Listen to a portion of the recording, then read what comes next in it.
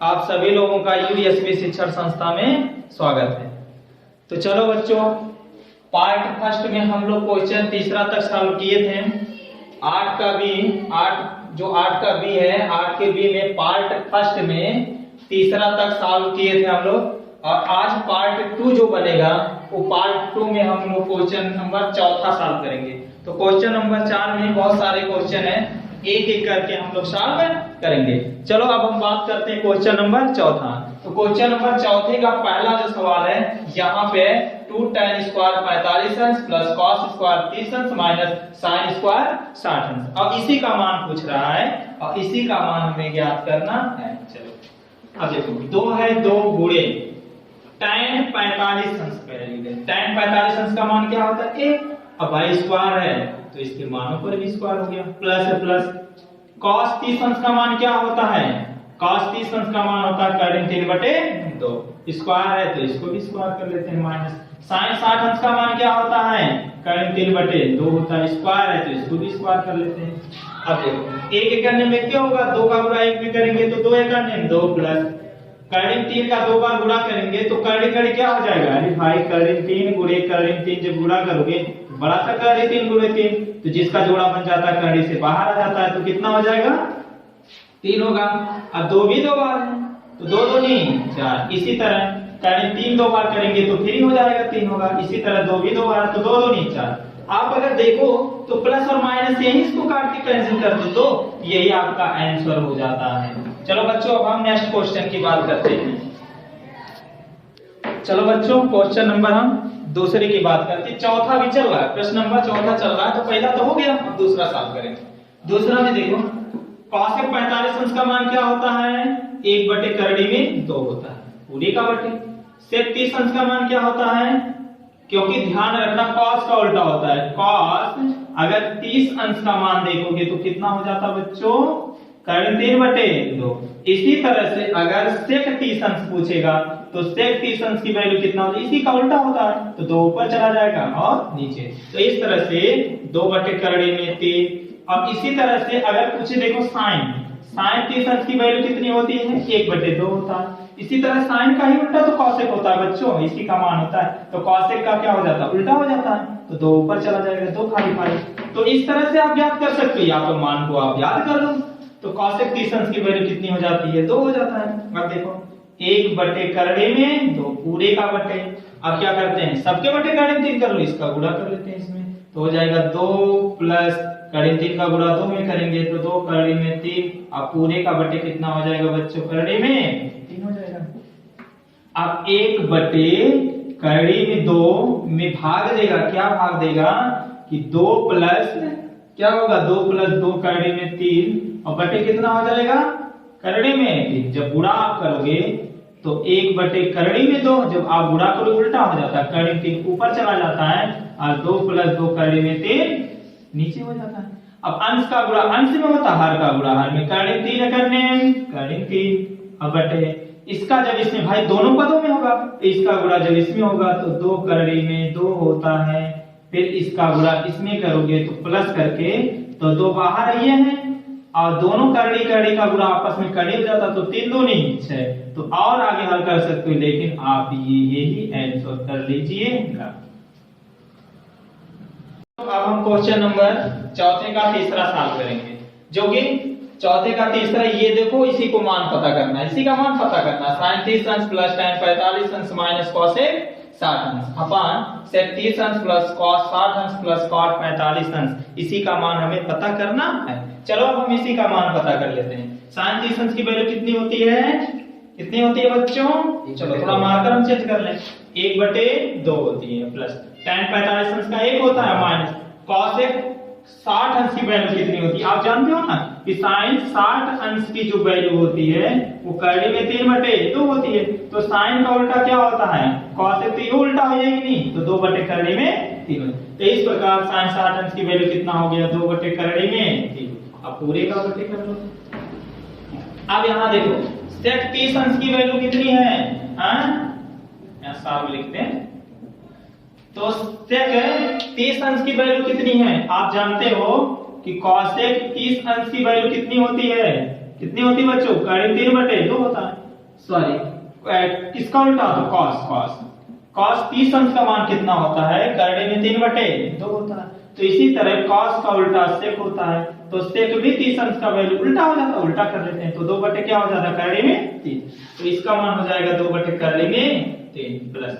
और cos 60 अंश की वैल्यू कितनी होती है, cos 60 अंश की वैल्यू हो जाती है कितनी होती है, 1/2 हो जाता है प्लस। और cot 45 अंश का मान 1 है, आप जानते हैं। चलो अब आगे हम कर लेते हैं। चलो यहाँ कुछ नहीं है तो 1 मान लो। चलो सबका एलसीएम देखेंगे, 2 1 करड़े 3।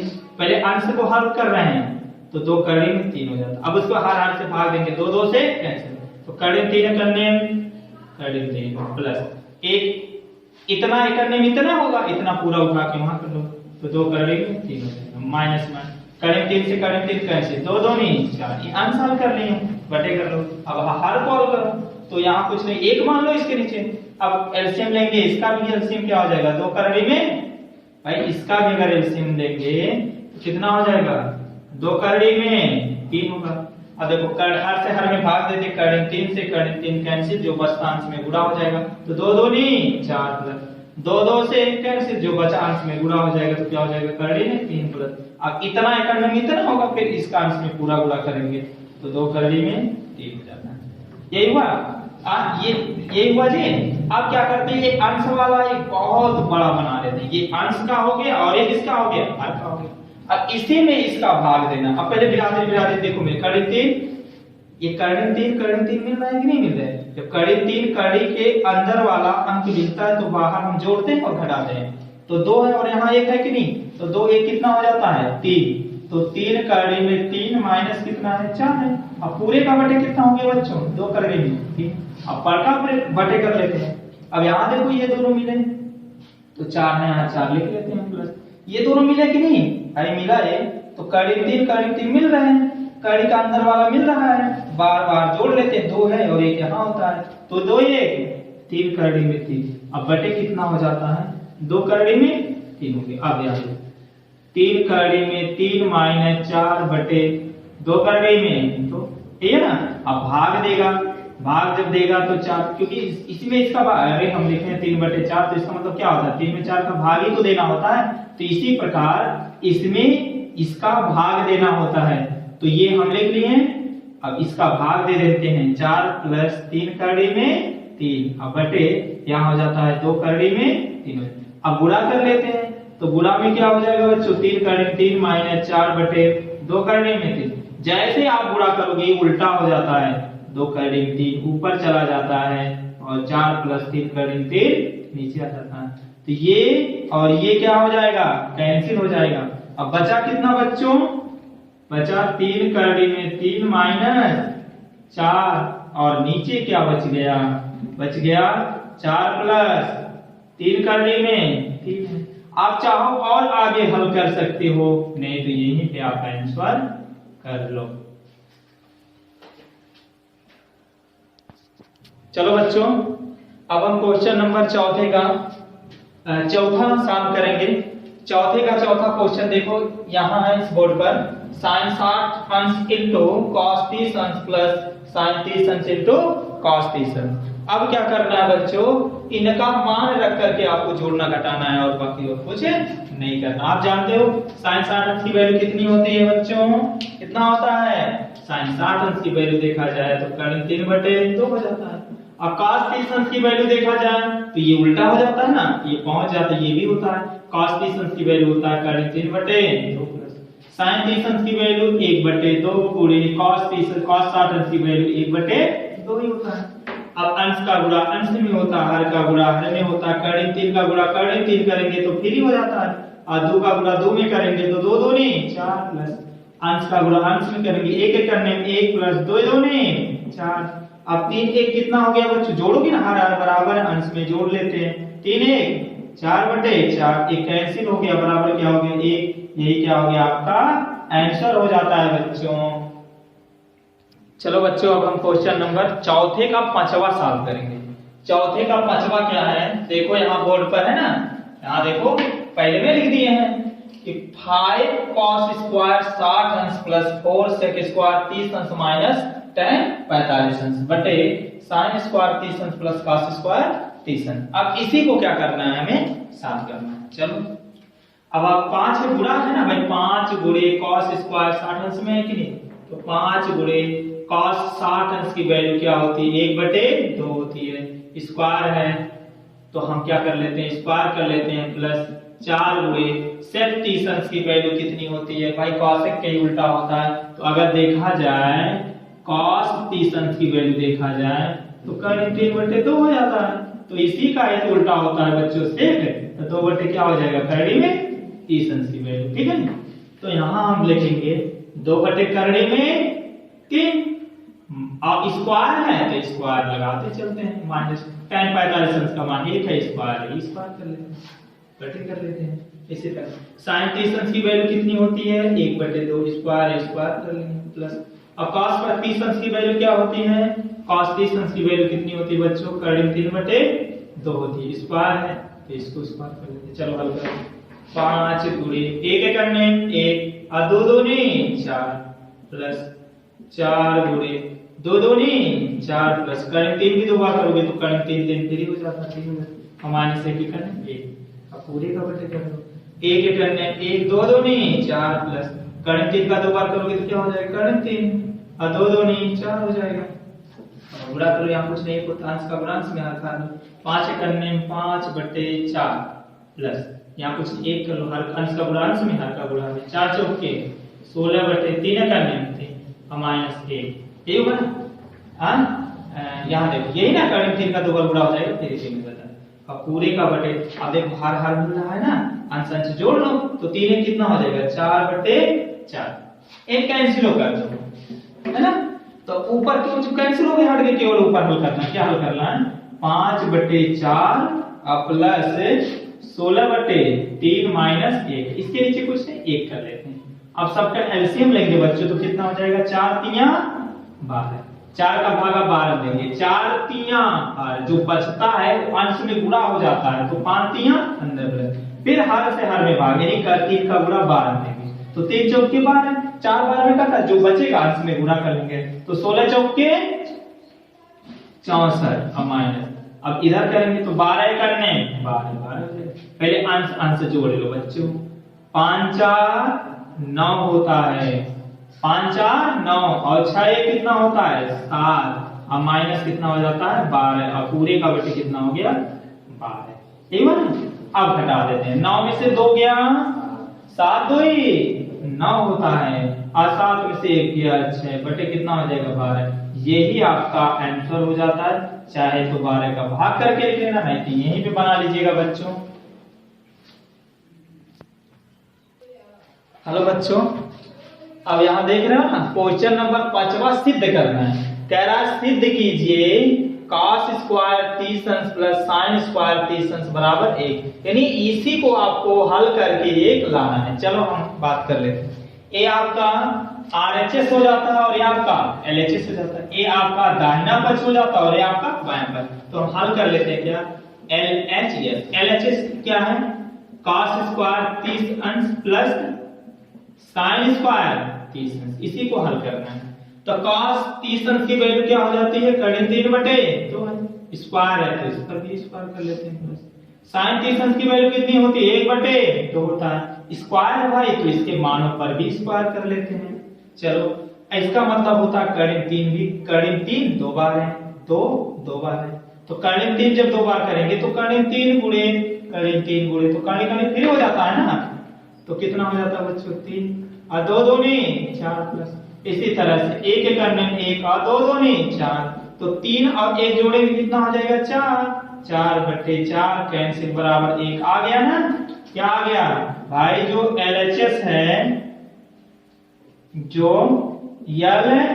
LHS है किसके बराबर होगा, RHS के बराबर आ गया, यानी लेफ्ट हैंड साइड जो है राइट हैंड साइड देखो एकदम आ गया इस पर, इस तरह से आपका इति सिद्धम हो गया। उतार लीजिए। चलो वो बच्चों, अब हम क्वेश्चन नंबर 6वां करेंगे। क्वेश्चन नंबर 6वां क्या है, दिया है थीटा बराबर 45 अंश है तो आपको सिद्ध करना है ये इसके बराबर है।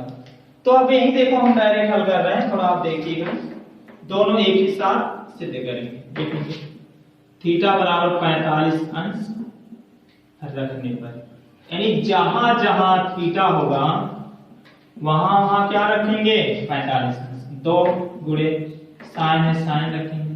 थीटा का मान कितना है भाई 45 है, तो थीटा की जगह पे क्या रखेंगे 45 इंटू कॉस कितना हो जाएगा 45 और बराबर क्या हो जाएगा साइन 2 गुणे थीटा का मान 45 यही बात नहीं। अब यहाँ देखो 2 गुणे साइन 45 का मान क्या होता है 1/करड़ी में, साइन 45 का मान 1/करड़ी में 2 होता है, ठीक है, इनटू cos 45 का भी मान कितना होता है 1/करड़ी में 2 होता है, बराबर इस तरह से साइन, अब देखो 45 दूना 90 हो गया।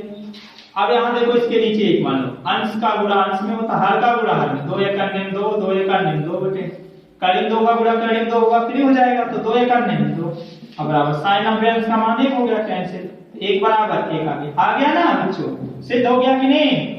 इति सिद्धम कि LHS बराबर क्या हो गया RHS के बराबर हो जाता है। चलो अब हम बात करते हैं नेक्स्ट क्वेश्चन।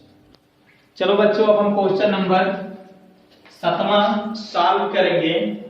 क्वेश्चन नंबर 7वां यहाँ पे लिखा हुआ है कि यदि cosec A बराबर 17/15, यानी cosec A का मान 17/15 दे रखा है, तो आपको सिद्ध करना यानी दिखाना है क्या कि sec A बराबर भी 17/8 होता है, यही आपको सॉल्व करके दिखाना है। चलो हम सॉल्व कर लेते हैं। सॉल्व है हम पहले हम लिखते हैं दिया है, जैसे हम प्रश्नावली 8वीं का ए में करते थे वैसे ही हम प्रश्नावली, ठीक है, 8 के बी में 7वां क्वेश्चन करेंगे। दिया क्या दिया बच्चों आप देखो, दिया cosec A बराबर कितना दे रखा है 17/15। आप जानते हो इस साइन का ही उल्टा होता है cosec, तो sin थीटा बराबर लंब बटे कर्ण होता है, तो इसी तरह cosec A बराबर cosec थीटा बराबर क्या हो जाता है कर्ण बटे लंब। आप जानते हो कर्ण की वैल्यू 17 होगी, लंब की वैल्यू 15 होगी। तो क्या नहीं पता बच्चों, क्योंकि आधार आपको नहीं पता है, तो आधार बराबर होता है करड़ी में क्या होता है कर्ण पर वर्ग और माइनस लंब पर वर्ग, यही होता है फॉर्मूला। तो कर्ण की वैल्यू देखा जाए तो 17 है, वर्ग है इस पर भी वर्ग कर लेते हैं माइनस, लंब की वैल्यू देखा जाए तो 15 है, वर्ग है तो इस पर भी वर्ग, इसका मतलब होता है 17 पे स्क्वायर, 17 दो बार है तो दूरा वर्ग गुणा कर लो 17 17 7 7 49 के 9 हासिल आया 4 7 1 7 7 4 11 7 7 3 10 और 10 से 11 7 4 11 होता है। 1 7 7 1 1 अन्य में 1 9 और 7 1 8 1 1 2, तो कितना हो जाता है मतलब 289। इसी तरह 15 15 225 होता है, लेकिन कर लो चलो 15 15 5 5 25 25 के 5 हासिल आया 2 5 1 अन्य 5 5 2 7 1 5 5 1 1 अन्य में 5 7 5 12 2 हासिल आए 1 1 के 2, तो कितना हो जाएगा बच्चों 225 हो गया। कितना हो गया 225 हो गया। अब क्या करते हैं बच्चों घटाते हैं, 9 में से 5 गया तो कितना होगा 4, 8 में से 2 गया तो कितना होगा 6, 2 में से 2 गया तो कुछ नहीं 0।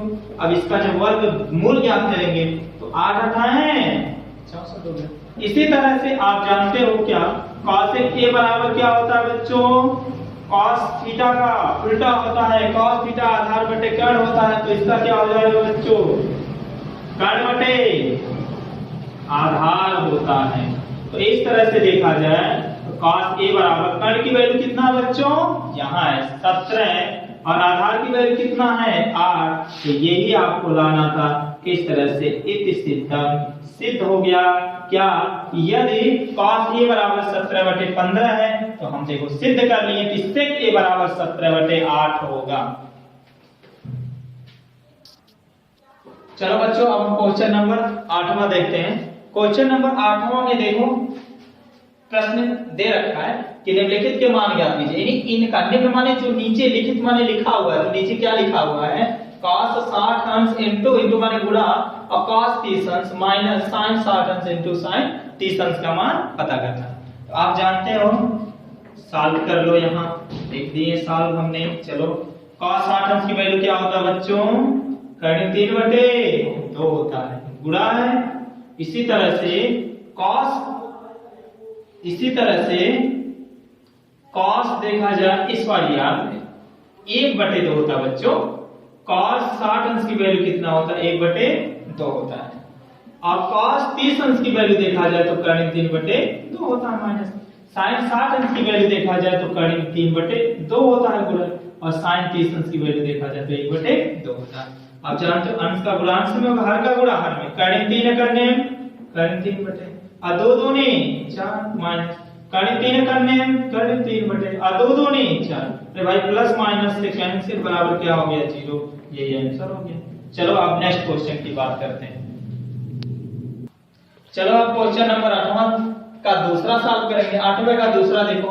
अरे भाई पहले की तरह है, उसमें माइनस था इसमें प्लस, उसमें घटाए थे आप इसमें जोड़ लेना, बाकी और कुछ थोड़ी ना करना। चलो cos 60 अंश की वैल्यू क्या हो जाती है? 1/2 इनटू गुणा। और cos 30 अंश की वैल्यू कितना हो जाता है? कर्ण 3/2 यही हो जाता है। अब देखो प्लस sin 60 अंश की वैल्यू कर्ण 3/2 इनटू sin 30 अंश की वैल्यू 1/2 अंश का गुणा अंश में होता है, हर का गुणा हर में। कर्ण 3 करने में कर्ण 3/2 दूनी 4 प्लस कर्ण 3 अंश का गुणा अंश में, हर का गुणा हर में। कर्ण 3 करने कर्ण 3/2 और 2 दूनी 4। अब आप देख रहे हो ना, जब कर्ड़ी का अंदर कर्ड़ी के अंदर से मिलता तो बाहर बाहर जोड़ लेते। बाहर क्या होता? एक यहाँ भी होता है, एक क्योंकि एक गुणा कर्ण 3 करेंगे कर्ण 3 होगा। तो इसी तरह एक कितना हो जाएगा? 2 कर्ण 3 और हर आपका बराबर हर क्या है? 4 है कि नहीं?